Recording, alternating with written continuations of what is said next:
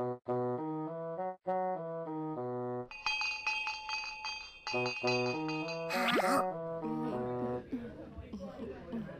Tsukasa, which end of a chocolate cornet do you eat first? Huh?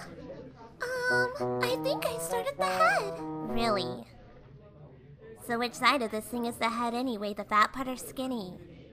I always thought this end, the thin one, was the head. Oh, see, I always thought the fatter end was the head. So why do you think the thinner part is the head? Doesn't it look like a seashell? Why do you think it's the fatter end? I always thought it looks more like a caterpillar. A caterpillar? Yeah, but when you think about it, a seashell is a much better image.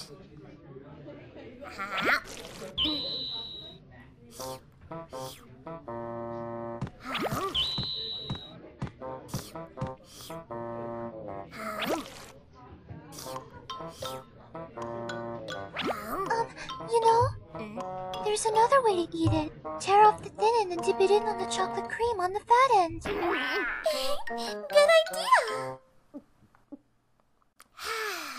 It figures you'd know that. You're so smart, Miyuki-san. Well, not really. Everyone has their own way of eating one. How about cream puffs? How do you eat them? Huh? How do I eat a cream puff? That's easy. I split it in half horizontally. Then I take the top half and dip it in the cream on the bottom part. Then, after most of the cream is gone, I start eating the bottom. I find that if I eat it that way, it keeps the cream from spreading out, and I can have equal amounts of cream and pastry in each bite. What about the ones that have both custard and cream? Do you have a system to eat those? Do you mix the flavors together? No, I don't have a system for those per se. Wait, how exactly does one mix the flavors? Just asking. When do you eat the strawberry on a shortcake? Or a chestnut on a Mont Blanc? Let's see now. It depends on the amount of strawberries that are sandwiched between the layers of sponge cake. With the strawberries, the whipped cream, and the sponge cake, I pace it so that I can get a bit in each and every bite. So getting to the strawberry on top of the cake is always different for me. That's a solid move. When I eat it, I always save the strawberry on top for last. Sometimes I get so full I can't eat it, and other times someone in my family comes along and takes it away. And that's why you should always eat your favorite part first. Come to think, I've never seen someone take Kagami's strawberry away from her. That's Kagami for you. She's sharp. Here's one. Can you eat the very last bite of an ice drop without dropping it? Wait, you drop it? If you don't eat it the right way. It falls off, doesn't it? Yes. How do you do it, Kona-chan? I suck it off the stick. Oh. Or maybe you could just turn it around while you eat it like this. Oh, that's a good idea. And then there's soft serve ice cream, which I'm not very fond of. Huh? What's wrong with it? I hate how you're always left with an empty cone at the end of it. You're right. There's never any ice cream left, just the cone. I always try to push the ice cream further and further down into the cone as I try to eat it. But how in the world do you do that? While I eat, I do a push and shove thing. A push and shove thing? You try to balance everything out, don't you? I suppose. Oh, here's another one. How do you eat curry rice? Do you mix the curry with the rice? No, but I do try to have equal amounts of curry and rice left over for my last bite. I like mixing it up. How do you eat it? It all depends on the curry. If I pour some sauce on it or drop a raw egg on top, then I mix it up. You put sauce on curry? Oh yeah, it's tasty. Do you put sauce on fried eggs too? Nope, I put soy sauce on fried eggs. Oh, you see, when I use that, I use mayonnaise. Mayonnaise on fried eggs, but not on hard-boiled eggs? You know, mayonnaise is good with pretty much every egg dish. You put it on curry too?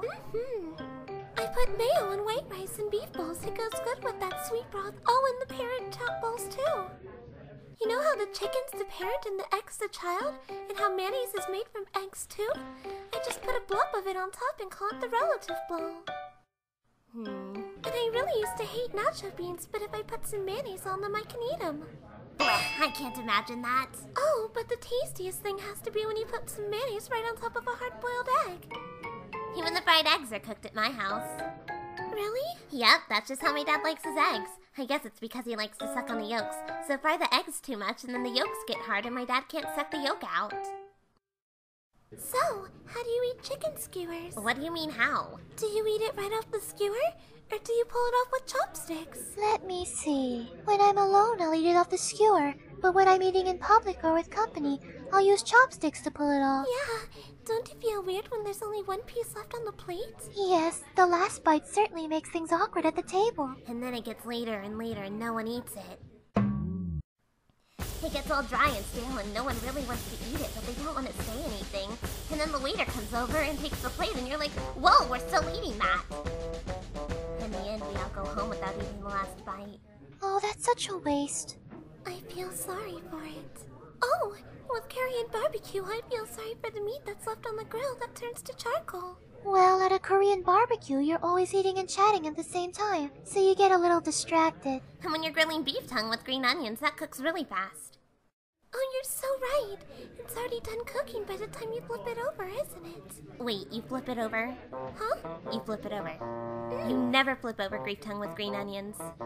Why shouldn't I flip it? Because if you flip it over, all the green onions on top will fall into the grill. Yeah, I guess you're right. You don't need to flip it over at all. You roast it on one side and then the heat cooks it all the way through. I get it. I guess I'll do that from now on. You absolutely, positively never flip it. Never flip it. Ever. Oh. Oh, what end of the chocolate cornet is the head? The fat end or the skinny end?